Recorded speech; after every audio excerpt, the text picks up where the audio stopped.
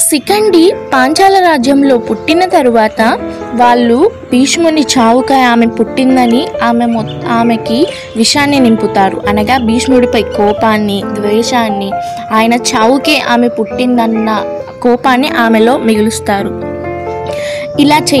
ఇలా ఎందుకు చేస్తున్నాము, పిల్లల మనసుల్లో విషాన్ని ఎందుకు నింపుతున్నాము అనే మాటలు తెలుసుకుందాం. పూర్వీకుల ఇష్టాలు, ఆశలు, మహత్తర కాంక్షలు, కోపాలు, వైరాలు, పగలు అవే తరువాత తరాల వారికి వారసత్వంగా మారుతాయి. తమ సంతానానికి సమస్త సుఖ సంతోషాలని ఇవ్వాలని తల్లిదండ్రులు ఆకాంక్షిస్తారు. వాస్తవంలో వారిచ్చేది తమ దురదృష్టాల మూల్యం మాత్రమే. వారు ఇవ్వాలనుకున్న అమృతంలో సంతానానికి వారు విషం నింపిన కలశాన్ని కూడా ఇస్తుంటారు. మీరే ఆలోచించండి.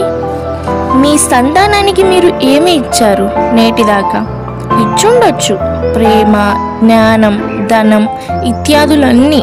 వారికి వీటితో పాటు వారి హృదయాన్ని మలినం చేసే మీ గతానుభవాలను ఇవ్వలేదా? మంచి చెడులంటూ మీరు నిర్ధారించుకున్న విలువలను ఇవ్వలేదా?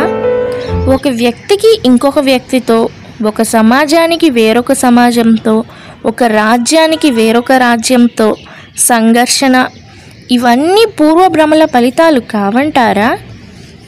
హత్య, మృత్యువు, రక్తపాతం ఇవన్నీ పూర్వానుభవాలతో ఫలితాలు కావా? అనగా తమ సంతానానికి తల్లిదండ్రులు జన్మదానంతో పాటుగా మృత్యుదానం కూడా ఇస్తుంటారా?